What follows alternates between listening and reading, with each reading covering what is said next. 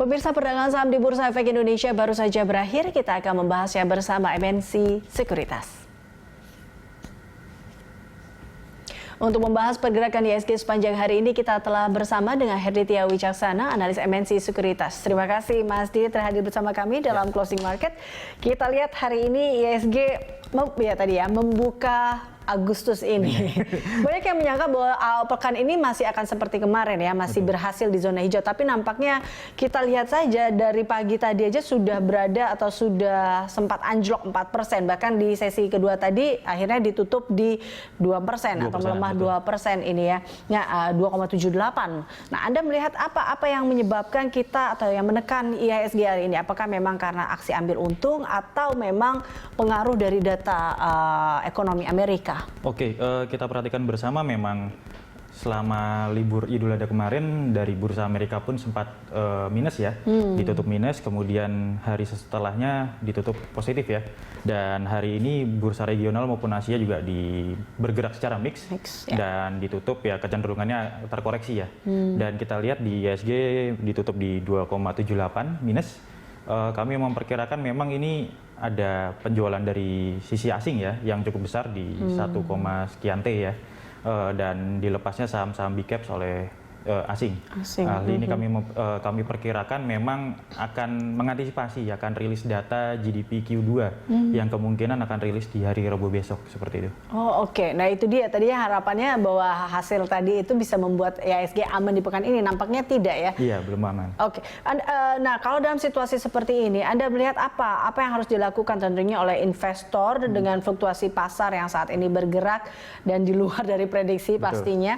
Apa yang memang bagaimana juga tetap peluang IHSG kita pastinya di pekan ini masih ada harapankah untuk rebound? Oke, memang beberapa waktu yang lalu kami memperkirakan memang support IHSG memang di level 5030 dan hari ini tertembus dan memang ada kemungkinan IHSG akan berjalan ke 4930 hingga 4950 dan hari ini juga sudah tercapai ya. Iya, betul. Dengan dalamnya penurunan hari ini kami memang memperkirakan ada probabilitas besok memang koreksinya masih ada namun cenderung terbatas dan kita lihat besok penguatan IHSG mungkin masih dimungkinkan. Paling tidak dengan level resisten kali ini ada di area 5.100-an seperti itu. Sentimennya masih dari aksi jual asing yang tinggi atau seperti apa? Ya memang belakangan ini aksi jual asing memang cenderung kecil dan di hari ini memang sudah besar sekali ya. Dan kami memang melihat ini masih antisipasi dari rilis data GDP besok di Q2, apakah ini akan sesuai dengan ekspektasi atau malah melampaui ekspektasi, minusnya seperti itu. Dan memang kan banyak berita dan rumor yang beredar bahwa memang pertumbuhan GDP Q2 itu akan minus sekitar 4-8%-an seperti itu. Tapi kalau balik lagi tadi aksi jual bersih ini, kalau Anda melihat apakah karena itu bentuk dari kekhawatiran investor sehingga akhirnya mereka bahkan karena saham-saham blue chip yang banyak yang dijual. Nah ini Anda melihatnya apa? Karena memang tadi respon dari wait and see atau ketidakpercayaan atau seperti apa? Ya memang aksi dari jual bersih dari investor ini memang kami perkirakan juga kondisi ekonomi global sedang mengalami resesi ya, dan di tengah-tengah resesi ini memang hanya 1-2 komoditas saja yang cenderung naik, contohnya seperti emas, seperti itu. Ada kemungkinan mereka switching produk atau switching instrumen investasi ke arah sana sambil menunggu kondisi pasar modal yang cenderung lebih stabil seperti itu. Oke, nah kalau Anda lihat bahwa tadi sempat mengatakan terkait dengan data ini ya BPS hari ini terhadap IHSG juga, apakah ini yang kita lihat di deflasi di bulan Juli tapi semester 1 alami inflasi. Nah, ini juga nampaknya direspon juga nih oleh pasar dengan hal ini ya, yang cukup mempengaruhi pergerakan kita kah? Iya, memang IHSG juga sedikit banyak memang merespon akan data dari rilis data hari ini inflasi, di mana bulan ini cenderung deflasi ya 0,1% ya, dan berarti hal ini daya beli masyarakat yang cenderung turun seperti itu. Kita juga melihat memang secara year on year-nya juga cenderung turun ya di 1,5% ya.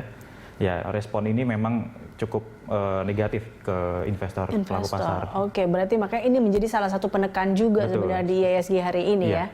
Oke, nah ini kita lihat juga beberapa sentimen hari ini sebenarnya Mas Didit, ada juga indeks manufaktur yang menurut IHSG marketnya naik ke 46,9, tertinggi sejak Februari 2020. Betul. Mas, walaupun ya masih di bawah 50 ya. Betul. Tapi ini apa yang membuat Anda bilang mengindikasikan apa yang peluang tentunya dari emiten manufaktur ini ke depan ya? Oke, di emiten manufaktur ini kan memang kecenderungannya naik, tapi masih di bawah ini ya, di bawah 50 ya.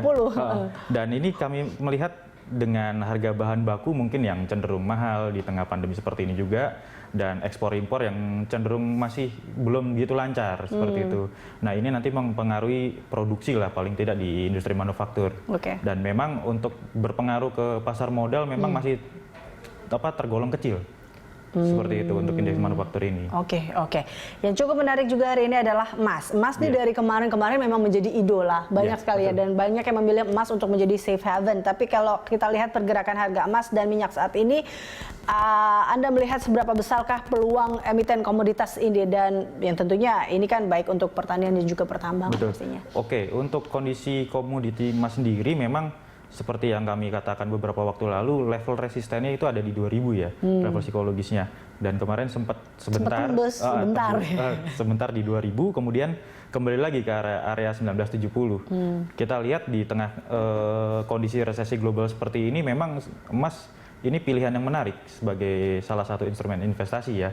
Maka dari itu mungkin emas masih akan diburu. Paling tidak kita lihat apakah tembus kuat di atas 2000 atau tidak. Itu yang sebagai acuan kita nanti. Mampu nggak sih dia untuk naik di atas 2000? Ada probabilitas untuk menembus area 2000 di level psikologisnya.